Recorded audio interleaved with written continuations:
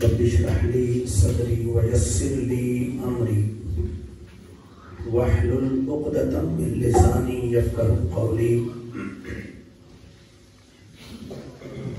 أحمدك اللهم يا مجيب كل سائل والصلاة والسلام على من هو أفضل الوسائل وعلى آله وأصحابه ذوي الفضائل أما بعد فأعوذ بالله من الشيطان الرجيم بسم الله الرحمن الرحيم ولا تباشروهن وأنتم عاكفون في المساجد صدق الله مولانا العظيم وصدق رسوله النبي الكريم الآمين الصلاة والسلام عليك يا سيدي يا رسول الله وعلى آلك وأصحابك يا سيدي يا حبيب الله الصلاة والسلام عليك يا سيدي يا إمام المرسلين وعلى آلك وأصحابك يا سيدي يا خاتم النبيين وخاتم المعصومين مولاي صل وسلم دائما أبدا على حبيبك خير الخلق كلهم محمد سيد الكونين والثقلين والفريقين من قرب ومن عجم محمد ذكره روح لأنفسنا محمد شكره فرد على الأمم منزه عن شريك في محاسنه فجوهر الحسن فيه غير منقسم يا رب صل وسلم دائما أبدا على حبيبك خير الخلق كلهم اللہ تبارک و تعالی جل جلالہ کی حمد و ثنا حضور نبی اکرم نور مجسم شفیع معظم صلی اللہ علیہ وبارک وسلم کے دربار مہربان میں درود و سلام کا ہدیہ عرض کرنے کے بعد نہایت ہی واجب الاحترام جلیل القدر علماء ذوی الاحتشام بالخصوص محترم المقام عزت مآب قاری محمد عمر مطلوب صاحب حافظہ اللہ تعالی معزز و محتشم سامعین و ناظرین کرام رب ذوالجلال کے فضل اور توفیق سے آج ہم تمامی احباب کو ماہ رمضان المبارک کے عشرہ مغفرت کی 8ویں صبح اور مجموعی طور پر 18ویں سحری کے بعد تسلسل کے ساتھ درس قرآن کی اس نشست میں مل کر بیٹھنے کی توفیق حاصل ہو رہی ہے۔ دعا ہے کہ اللہ رب العزت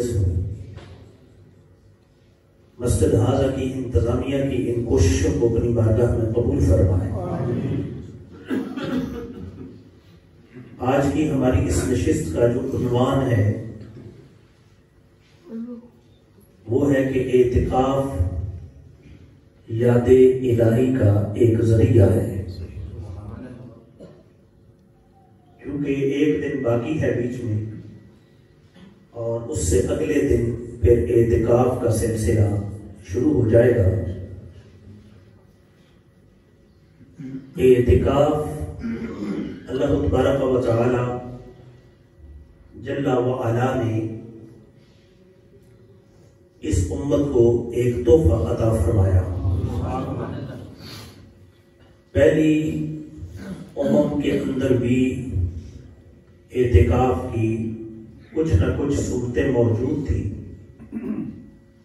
لیکن جس انداز میں اللہ تبارک و تعالی جل وعلا نے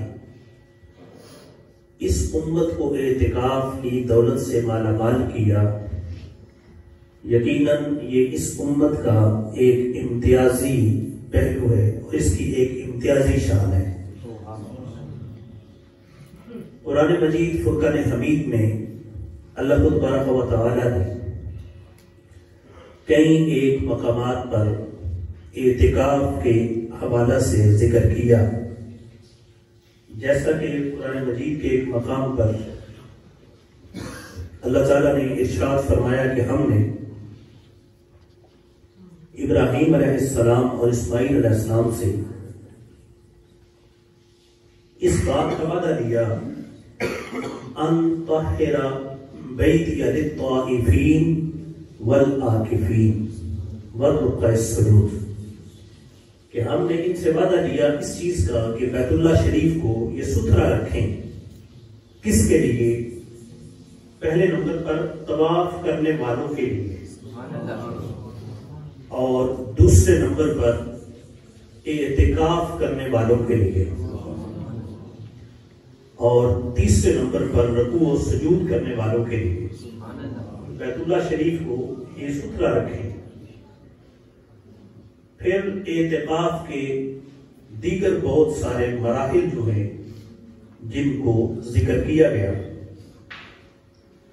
اعتکاف کا بنیادی پہلو کیا ہے کہ انسان اپنے آپ کو کچھ وقت کے لیے بعض ایسے معاملات سے روک لے کہ جن معاملات کو روکنے کی وجہ سے انسان کو اللہ کی بارگاہ کا قرب میسر آ جائے۔ یہ ہے اعتکاف، یعنی خود کو روک کے رکھنا، معقوفاً اپنے آپ کو ٹھہرا لینا، روک لینا، تاکہ برکت جو ہے وہ انسان کو حاصل ہو جائے۔ اعتکاف کے کئی پہلو ہیں۔ جس وقت ہم ان پہلوؤں کو دیکھتے ہیں، اس میں جو اعتکاف ہمیں ملا، اس امت کو، امت محمدی صلی اللہ علیہ وسلم کو جو اعتکاف ملا ہے، یقیناً اس اعتکاف کے اندر بہت زیادہ اس امت کے لیے شان ہے، برکت ہے اور رحمت ہے۔ رسول اکرم نور مجسم شفیع معظم صلی اللہ علیہ وسلم کے درجہ شرابین اس پر موجود ہیں۔ غنیت الطالبین جو کہ حضور غوث پاک رضی اللہ تعالی عنہ کی طرف منسوب کتاب ہے، اور اس کی نسبت جو ہے وہ بھی بعض ہمارے محقق علماء نے اتھینٹک بیان کی ہے، کہ اس میں آپ نے اعتکاف کو جس انداز میں بیان کیا وہ کیا ہے۔ آپ فرمانے لگے کہ الاعتکاف ہوا حبس النفس فی مکان مخصوص ولزوم الشیء والمداومۃ علیہ۔ آپ فرماتے ہیں کہ اعتکاف کیا ہے، تو اعتکاف کی تعریف کرتے ہوئے آپ نے یہ ارشاد فرمایا کہ اعتکاف یہ ہوا حبس النفس، اپنے آپ کو روک لینا، فی مکان مخصوص، مخصوص جگہ میں اپنے آپ کو روک کے رکھنا، ولزوم الشیء والمداومۃ علیہ، اور اس پر 10 دنوں تک مداومت اور ہمیشگی اختیار کرنا، یعنی اپنے آپ کو روکے رکھنا اور 10 دنوں تک اس پر ہمیشگی اختیار کرنا، یعنی مسلسل اس کو اختیار کرنا، یہ جو ہے یہ اعتکاف ہے۔ اسی انداز میں جس وقت رسول اکرم نور مجسم شفیع معظم صلی اللہ علیہ وسلم کا ایک امتی اعتکاف کرتا ہے، تو اس کو ابن رجب حنبلی جو ہیں انہوں نے بڑے خوبصورت انداز میں ذکر کیا۔ آپ فرمانے لگے کہ اعتکاف یہ ہے قطع العلائق عن الخلائق۔ اعتکاف کا مطلب بیان کرتے ہوئے، یعنی آج کے ہمارے اس معاشرتی دور میں جو اعتکاف کا کنسپٹ شروع ہو چکا ہے، یہ جو ہے یہ اعتکاف کی اغراض و مقاصد کے بالکل خلاف ہے۔ یعنی ہماری مساجد میں اس دور میں اعتکاف کا جو کنسپٹ چل پڑا ہے کہ ینگ جنریشن کا اعتکاف کی طرف مائل ہونا اور پھر دنیاوی گفت و شنید کے اندر مصروف رہنا، پھر وہاں پہ دوستوں کا آنا ملاقات کے لیے، یہ جو ساری صورتحال ہے، اعتکاف کے اغراض و مقاصد جو ہیں وہ اس سے پورے نہیں ہوتے۔ ابن رجب حنبلی جو ہے انہوں نے اس چیز کو بیان کیا، آپ فرمانے لگے کہ اعتکاف یہ ہے کہ قطع العلائق عن الخلائق، کہ مخلوقات سے اپنے تعلقات جو ہیں ان کو منقطع کرنے کا نام اعتکاف ہے۔ مطلب کیا ہے کہ مخلوقات سے اپنا تعلق کاٹ لو اور للاتصال بخدمت الخالق، تو اپنے خالق کے ساتھ اپنا جو تعلق ہے اس کو مضبوط جوڑ لو، اس کا نام اعتکاف ہے۔ اب اگر نیت اعتکاف کی کر کے انسان مسجد میں بیٹھ جائے اور پھر جو قطع تعلقی ہے مخلوقات سے وہ نہ ہو سکے، جب مخلوق سے قطع تعلقی نہیں ہوگی تو یقینی بات ہے کہ خالق سے پھر اتصال نہیں ہو سکے گا۔ اپنے خالق کو راضی کرنے کے لیے اگر انسان جو ہے وہ کوشش کرتا ہے، چاہتا ہے، تو اس کے لیے یہ ایک کنسپٹ دیا ہمیں دین اسلام نے کہ اس صورت کو اختیار کرو، اللہ تبارک و تعالی تمہارے ساتھ یقینی طور پر راضی ہو جائے گا اور خالق کی رضا تمہیں میسر آ جائے گی، اس انداز کو جب تم اختیار کرو گے۔ اب اسی لحاظ سے اختلاف یعنی اعتکاف جو ہے اس میں بڑی اعلیٰ صورت جو اس کو بیان کیا گیا، یہ امت جو ہے نبی کریم صلی اللہ علیہ وسلم کی، اس امت کو جو اعتکاف ملا اس کا درجہ دیکھیے کیا ہے اور اس کا مقام دیکھیے کیا ہے، مرتبہ اور شان اس کی کتنی ہے۔ نبی اکرم نور مجسم شفیع معظم صلی اللہ علیہ وسلم آپ نے مختلف اعتکاف کیا کیے، اعتکاف کی مختلف صورتیں ہیں، صرف ایک ہی اعتکاف نہیں کہ جو رمضان شریف میں ہم بیٹھتے ہیں، یہ صرف ایک اعتکاف نہیں، اور بھی اعتکاف ہے اور اعتکاف کی کئی صورتیں ہیں۔ رسول اکرم نور مجسم شفیع معظم صلی اللہ علیہ وسلم آپ نے اپنی مبارک زندگی میں تقریباً ہر سال ہی اعتکاف فرمایا، اپنی مبارک زندگی کے ہر سال میں آپ نے اعتکاف فرمایا۔ اگر کسی سال کسی امر عارض کی وجہ سے آپ کا اعتکاف رہ گیا تو پھر اگلے سال آپ نے باقاعدہ اس کی قضا فرمائی ہے، یعنی یہ رسول اکرم صلی اللہ علیہ وسلم کی مبارک سنت ہے۔ اس انداز کی یہ سنت موقعہ علی الکفایہ ہے اعتکاف۔ اب رسول اکرم صلی اللہ علیہ وسلم نے جس انداز میں اعتکاف کو بیان کیا، حضرت سیدنا امام حسین رضی اللہ تعالی عنہ آپ فرماتے ہیں، کان رسول اللہ صلی اللہ علیہ وسلم یقول من اعتکف عشرا فی رمضان کان کحجتین و عمرتین۔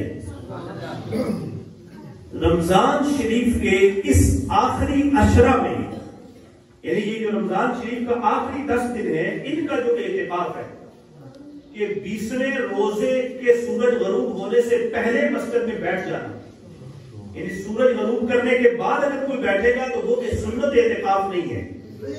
سورج کے غروب ہونے سے پہلے مسجد میں آ کر بیٹھ جانا اور پھر 29 رمضان المبارک کو اگر چاند نظر آئے تو پھر اٹھنا، اور اگر چاند نظر نہ آئے تو پھر 30 رمضان المبارک کا سورج غروب کرنے کے بعد اٹھنا، یہ جو اعتکاف ہے، اس اعتکاف کی شان دیکھیے کتنی ہے۔ کریم آقا صلی اللہ علیہ وسلم کی سیرت و کردار پہ قربان نہ جائیں تو اور کیا کریں۔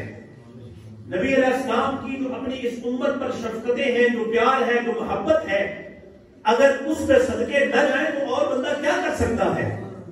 رسول کائنات صلی اللہ علیہ وسلم آپ نے اپنی امت کو کتنا بڑا درجہ عطا کیا، فرمایا ایک بندہ لاکھوں روپے خرچ کر کے وہ کعبۃ اللہ کے جلووں میں پہنچتا ہے، وہاں جا کے وہ طواف کعبہ کرتا ہے، وہاں جا کے وہ صفا و مروہ کی سعی کرتا ہے، وہاں جا کے وہ مینا و مزدلفہ و عرفات میں قیام کرتا ہے، وہاں جا کے وہ جمرات پہ کنکریاں برساتا ہے، پھر اس کو بندے کو حج کا ثواب ملتا ہے، اور وہ بھی گارنٹی نہیں ہے کہ مقبول حج کا ثواب ملا ہے یا ویسے ہی سفر کی مشقت کا ثواب مل گیا ہے۔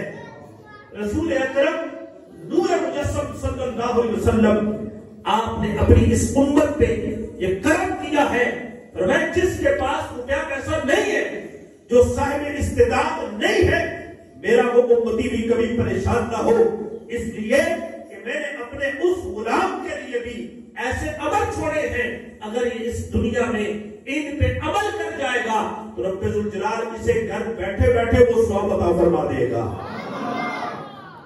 اب وہ ثواب کیسا ہے؟ فرمایا کوئی غلام اس انداز میں وہ چل پڑے کہ من اتقف عشرا فی رمضان کان حجتین و عمرتین، ایک بندہ ماہ رمضان شریف کے آخری عشرے کا، آخری 10 دنوں کا مسجد میں اعتکاف کر لیتا ہے، اللہ ان 10 دنوں کے اعتکاف پر اس بندے کو 2 حج اور 2 عمروں کا ثواب عطا فرما دیتا ہے۔ اب دیکھو کتنی بڑی سعادت ہے کہ فری آف کاسٹ جو اجر بندے کو مل رہا ہے۔ ظاہری بات ہے اگر کوئی شان والی چیز ہو تو اس تک پہنچنے کے لیے پھر ڈسپلن کو فالو کرنا پڑتا ہے۔ اگر کوئی شان والی چیز ہو، اعلیٰ چیز ہو، اس تک پہنچنے کے لیے پھر انسان کو ترتیب جو ہے اس کو فالو کرنا پڑتا ہے، اس کی پابندیاں ان پہ عمل کرنا پڑتا ہے۔ بغیر پابندیوں کے عمل کیے اگر کوئی بندہ کسی افسر سے ملاقات چاہتا ہے، اگر اس افسر کے بنائے ہوئے طور طریقے کو نہیں فالو کرے گا ملاقات نہیں ہو پائے گی۔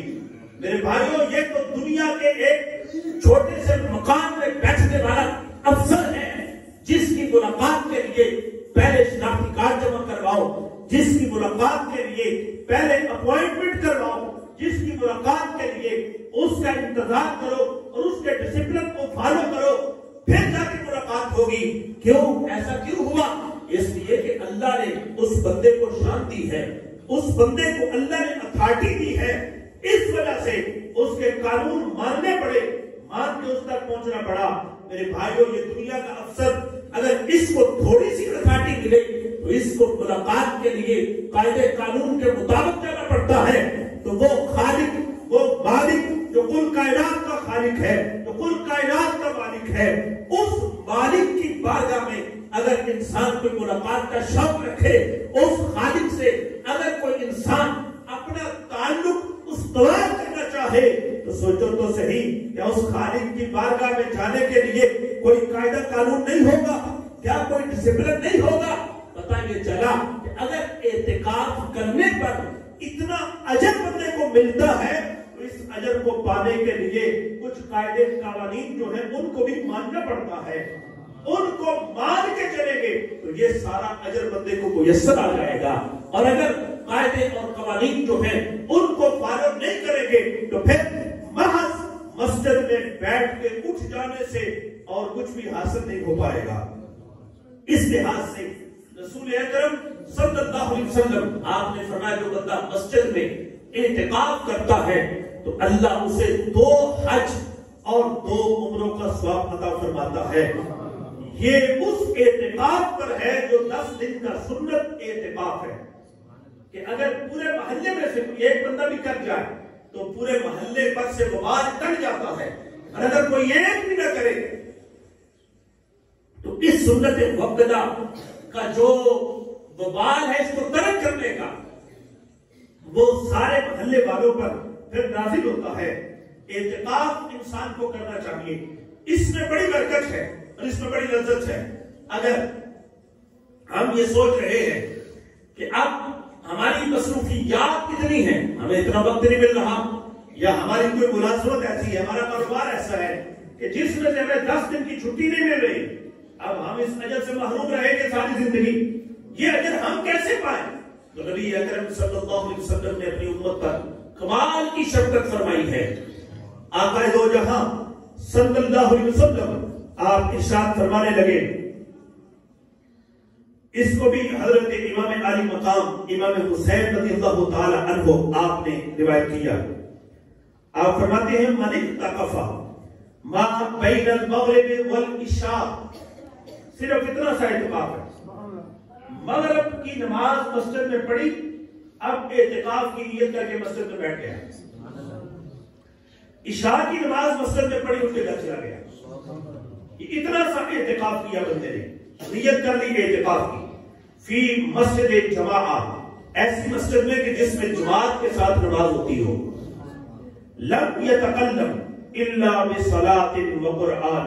اب یہ جو قاعدہ ہے، یہ شرط ہے کہ اس نے مسجد میں مغرب سے عشاء تک کا اعتکاف کیا اور اس دوران کسی قسم کا کوئی کلام نہیں کیا۔ اگر کیا ہے تو کیا کیا ہے؟ نماز نفل پڑھے ہیں یا قرآن کی تلاوت کی ہے، یہ دو کام اس نے کیے ہیں۔ کانا حقا علی اللہ، اس بندے کی طرف سے اللہ پر یہ حق لازم ہو گیا، یعنی اللہ نے اپنے اوپر لازم کر دیا اس بندے کے لیے کیا؟ میں لازم یہ کیا این یبنی اللہ قصرا فی الجنہ، کہ اللہ اس بندے کے لیے جنت میں ایک محل تیار کر دے گا۔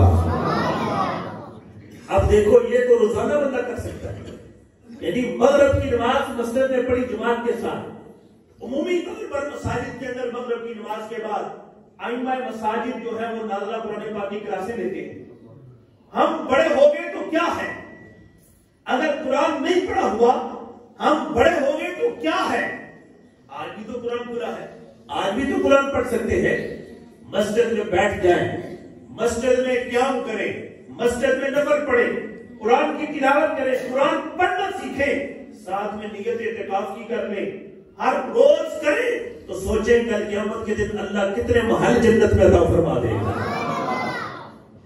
یہ انداز اعتکاف ہے، لیکن شرط کیا ہے؟ اب اس اعتکاف میں یہ شرط ہے لم یتکلم، کوئی اس نے کلام نہیں کیا، کوئی فضول گوئی نہیں کی، کوئی بات نہیں کی اس نے دنیا کی، صرف قرآن پڑھا یا اس نے نماز پڑھی ہے، تو اس شرط پر عمل اس نے کیا، اللہ نے اس بندے کو اجر یہ عطا فرمایا کہ جنت میں اس کے لیے محل بنا دیا۔ نبی اکرم نور مجسم شفیع معظم صلی اللہ علیہ وسلم آپ نے ایک اور اعتکاف کو بھی بیان کیا، اور وہ اعتکاف کیا ہے؟ آقا دو جہاں صلی اللہ علیہ وسلم آپ ارشاد فرمانے لگے، من اعتکف یوما ابتغاء وجہ اللہ، اب ایک بندے نے ایک دن کا اعتکاف کیا، پورے ایک دن کا۔ اب یہ سنت اعتکاف تو نہیں ہے، یہ نفلی اعتکاف ہے، ایک پورے دن کا اس نے اعتکاف کیا۔ اب اس ایک دن کے اعتکاف کا مقصد کیا تھا؟ اس کی غرض کیا تھی ایک دن کے اعتکاف کی؟ فرمایا غرض یہ ہے ابتغاء وجہ اللہ، صرف اللہ کی رضا کو ڈھونڈنے کے لیے کہ میرا مالک مجھ سے راضی ہو جائے، اس غرض سے اس بندے نے ایک دن کا اعتکاف کیا۔ تو سرکار دو عالم صلی اللہ علیہ وسلم آپ ارشاد فرمانے لگے کہ اس ایک دن کے اعتکاف کی برکت اللہ اس بندے کو کتنی عطا فرما رہا ہے۔ فرمایا جعل بینہ و بین النار ثلاث خنادق کل خندق ابعد مما بین الحافقین۔ نبی علیہ السلام فرماتے ہیں ایک دن کا اعتکاف صرف اس غرض سے کہ میرا مالک مجھ سے راضی ہو جائے، اس نے کیا، اللہ نے اسے اتنا بڑا اجر عطا کیا کہ جعل بینہ و بین النار ثلاث خنادق، اس بندے اور جہنم کے درمیان اللہ نے 3 خندقوں کی دوری فرما دی ہے، 3 خندقوں کی دوری۔ اور ایک خندق کتنی ہے؟ فرمایا ایک خندق کل خندق ابعد مما بین الحافقین، ایک خندق اتنی بڑی ہے، اتنی بڑی ہے، فرمایا کہ جتنا زمین و آسمان کے درمیان فاصلہ ہے۔ ایک خندق اتنی بڑی ہے تو 3 خندقوں کا فاصلہ اس بندے اور جہنم کے درمیان رب ذوالجلال نے فرما دیا. اور ایک اور مفہوم ہے جس میں مشرق و مغرب جو اتنا جتنا ان میں فاصلہ ہے، میں اتنی بڑی بڑی 3 خندقیں اللہ اس بندے اور جہنم کے درمیان فاصلہ فرما دیتا ہے. اس بنیاد پر آپ خود اندازہ لگائیے کہ جب اعتکاف کی اتنی زیادہ فضیلت ہے، اعتکاف کی اتنی برکت ہے، تو پھر اس اعتکاف کے لیے شرائط بھی ایسی ہیں، قاعدہ قانون بھی ایسا ہے.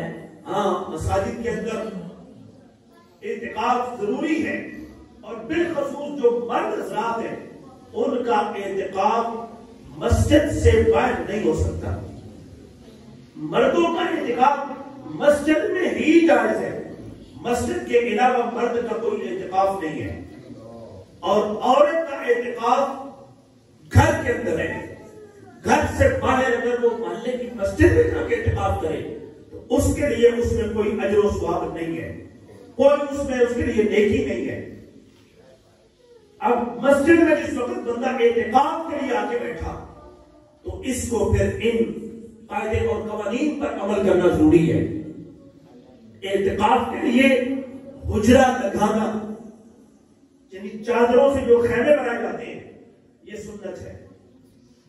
اور اس خیمے کا مقصد کیا ہے؟ تاکہ انسان جو اس کو تنہائی کا احساس ہو، تنہائی اس کو محسوس ہو، اور جب اسے تنہائی محسوس ہوگی پھر انسان کو اس مقام پہ اپنی قبر کی یاد آئے گی، پھر اس کا خالق کے ساتھ تعلق مضبوط ہوگا.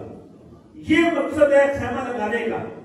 اور خیمہ لگانے کے بعد چہرہ ڈھانپنا یہ ضروری نہیں، لیکن علامتی طور پر بندہ چہرے پہ کپڑا ڈال لے تاکہ آنے والوں کو یہ پتہ چل جائے کہ یہ بندہ معتکف ہے. لہذا اس کے ساتھ ہم نے کسی قسم کی کوئی فضول بات نہیں کرنی. معتکف بندہ اپنی ضرورت زندگی کو پورا کرنے کے لیے، جو اعتکاف کے لیے ضرورت ہے اس کی، اس کو پورا کرنے کے لیے یہ ضرورت کے مطابق گفتگو کر سکتا ہے. یعنی چپ رہنے کو ثواب سمجھنا یہ جائز نہیں ہے کہ بالکل اب چپ کر کے یہ بیٹھ جائے گا یہ ثواب ہے. ہاں، دینی گفتگو کرنا، درس و تدریس کرنا، قرآن کسی کو پڑھانا یا حدیث کسی کو پڑھانا، فقہی مسائل بتانا، یہ جائز ہے. دنیاوی گفتگو کرنا فضول کی جو ہے وہ جائز نہیں ہے ہرگز. اس سے اعتکاف کی برکت بھی ظاہر ہو جاتی ہے، اور جو مسجد میں رکنے کا ثواب ہے دنیاوی گفتگو کی وجہ سے، مسجد میں رکنے کا جو ثواب ہے اس سے بھی بندہ محروم ہو جاتا ہے. لہذا ان باتوں سے گریز کر کے جب انسان اعتکاف کرتا ہے اللہ کی رضا کے لیے تو یقینی طور پہ رب ذوالجلال پھر بندے کو اپنی رضا ضرور بالضرور عطا فرماتا ہے، اور پھر انسان پہ کرم ہوتا ہے، اللہ کی رحمت کا نزول ہوتا ہے، اور اس اعتکاف کی وجہ سے بندہ اللہ کے قرب میں پہنچ جاتا ہے. کتنا بڑا اس کا اجر ہے اور کتنا بڑا اس کا ثواب ہے، یہ بات عرض کر کے اپنی بات کو ختم کرتے ہیں. نبی اکرم نور مجسم صلی اللہ علیہ وسلم آپ کی بارگاہ میں ایک صحابی آئے، حضرت عثمان بن مظعون رضی اللہ تعالی عنہ. عرض کرنے لگے، یا رسول اللہ صلی اللہ علیہ وسلم، میں کچھ باتوں کی اجازت طلب کرتا ہوں آپ سے، مجھے آپ اجازت دے دیں. اور اجازت طلب کرنے کا مقصد کیا ہے کہ میں اللہ کے نزدیک ہو جاؤں. ان میں سے پہلی بات کیا ہے؟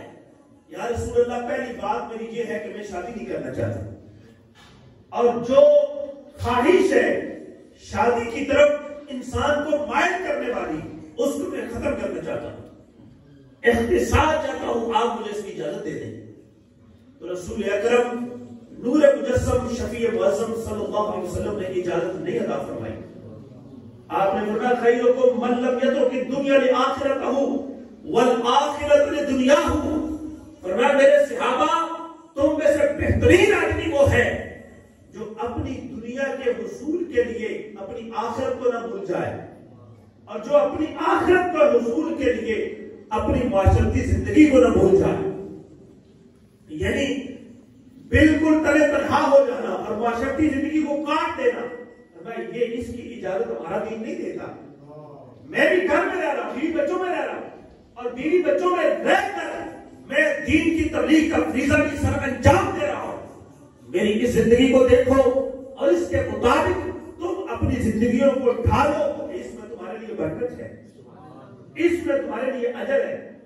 حضرت عثمان بن مظعون رضی اللہ تعالی عنہ آپ عرض کرنے لگے، یا رسول اللہ دوسری کی اجازت مجھے دے دیں، میں سیرو فی الارض کرنا چاہتا ہوں، زمین میں گھومنا پھرنا چاہتا ہوں، میں جنگلوں میں زمین کی سیر کرنا چاہتا ہوں۔ تو نبی علیہ السلام نے اجازت نہیں دی۔ آپ نے فرمایا میری امت کی سیاحت کس چیز میں ہے؟ فرمایا میری امت کی سیاحت جو ہے وہ جہاد فی سبیل اللہ میں ہے۔ تم مجاہد بن جاؤ، جہاد کرو، اسلامی لشکر میں شریک ہو جاؤ، تو میری امت کی سیاحت اس میں اللہ تمہیں اس کا اجر عطا فرما دے گا۔ حضرت عثمان بن مظعون رضی اللہ تعالی عنہ آپ عرض کرنے لگے، یا رسول اللہ اگر ان دونوں باتوں کی اجازت نہیں دیتے تو پھر آپ مجھے ترحم کی اجازت دے دیں، رہبانیت کی۔ رہبانیت کیا ہے؟ کہ میں جنگل میں جا کے بیٹھ کے اللہ اللہ کرنا چاہتا ہوں، تلے تنہا۔ تو نبی علیہ السلام نے فرمایا کہ نہیں، میں اس کی بھی اجازت تمہیں نہیں دوں گا۔ کیوں؟ اس لیے کہ میری امت کا ترحم یہ ہے کہ تم مسجد میں جا کے بیٹھو، وہاں نماز کا انتظار کرو، انتظار الصلاۃ، نماز کا تم انتظار کرو گے، اللہ وہ 10 منٹ میں تمہیں رحمانیت کا ثواب عطا فرما دے گا۔ اب اس حدیث کو سامنے رکھو اور پھر دیکھو کہ جب بندہ اعتکاف کر رہا ہے، اعتکاف بندہ بیٹھ گیا مسجد میں اور کچھ بھی نہ کرے، اور کچھ بھی نہ کرے، یہ تو کرے گا کہ فجر کی نماز کے بعد زور کی نماز کا انتظار تو کرے گا، زور کی نماز کے بعد عصر کی نماز کا انتظار کرے گا، عصر کی نماز کے بعد مغرب کا انتظار، مغرب کے بعد پھر عشاء کا، عشاء کے بعد پھر فجر کا۔ یہ جو 10 دن 5 نمازوں کا یہ مسجد میں بیٹھ کے اللہ کی رضا کے لیے انتظار کرے گا، سوچو اللہ اس بندے کو کتنی بڑی رحمانیت کا ثواب عطا فرما دے گا۔ پہلی امتوں میں لوگ جنگلوں میں جاتے، ویرانوں میں جاتے، وہاں جا کے وہ زندگیاں بسر کر دیتے، رحمانیت اختیار کرتے، راہب بن جاتے۔ پہلی امتوں میں لوگوں کو یہ مشقت اٹھانا پڑتی، لیکن قربان جائے نبی علیہ السلام کی نسبت پہ کہ جس نے گھر بیٹھے بیٹھے اپنے غلام کو یہ سارے اجر عطا فرما دیے ہیں۔ اس لیے اعتکاف یقیناً یہ ایک بہت بڑی سعادت ہے۔ زندگی میں کوشش کرنی چاہیے کہ انسان کو یہ موقع ضرور نصیب ہو اور اعتکاف کرے، پھر اعتکاف بیٹھے تو اعتکاف کی حقیقی لذت کو حاصل کرنے کی کوشش کرے۔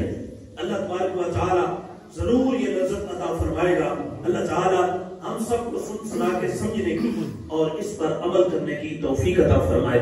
وآخر دعوانا ان الحمدللہ رب العالمین۔ آمین۔ اللہم صلی علی سیدنا و مولانا محمد وعلی آل سیدنا و مولانا محمد واصحاب سیدنا و مولانا محمد مبارک وسلم وسلم علیہ۔ ربنا آتنا فی الدنیا حسنۃ وفی الآخرۃ حسنۃ وقنا عذاب النار۔ یا الہ العالمین، آج کی ہماری اس نماز فجر کی حاضری سحری کا تناول کرنا، درس قرآن میں شرکت اور الفاظ مقدسہ کو سماعت کرنا اپنی بارگاہ میں قبول فرما۔ یا الہ العالمین، اس کا ثواب نبی علیہ السلام کی بارگاہ میں پیش کرتے ہیں، قبول فرما۔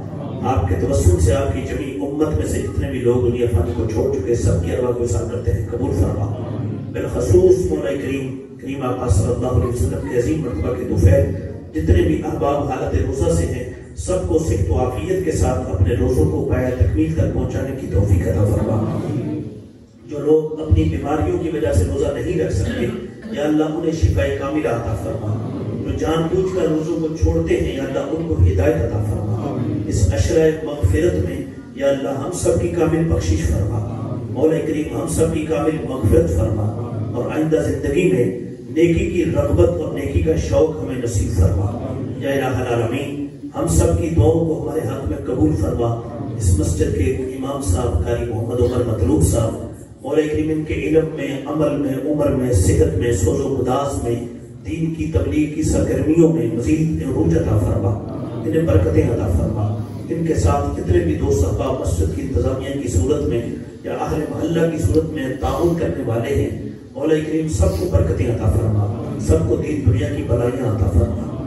یا الہ العالمین، ہم سب کا خاتمہ ایمان پر فرمانا اور مرنے سے پہلے ہمیں توبہ کی توفیق عطا فرمانا، زندگی میں بار بار حج و عمرہ کی سعادت نصیب فرمانا۔ یا الہ العالمین، جو بھی ہم نے بیان کیا مجھ سمیت ہم سب کو اس پر عمل کرنے کی توفیق عطا فرما۔ اللہم ربنا افرغ علینا صبرا وثبت اقدامنا وانصرنا علی القوم الکافرین۔ وصلی اللہ تعالی علی رسولہ خیر خلقہ محمد وآلہ واصحابہ اجمعین برحمتک یا ارحم الراحمین۔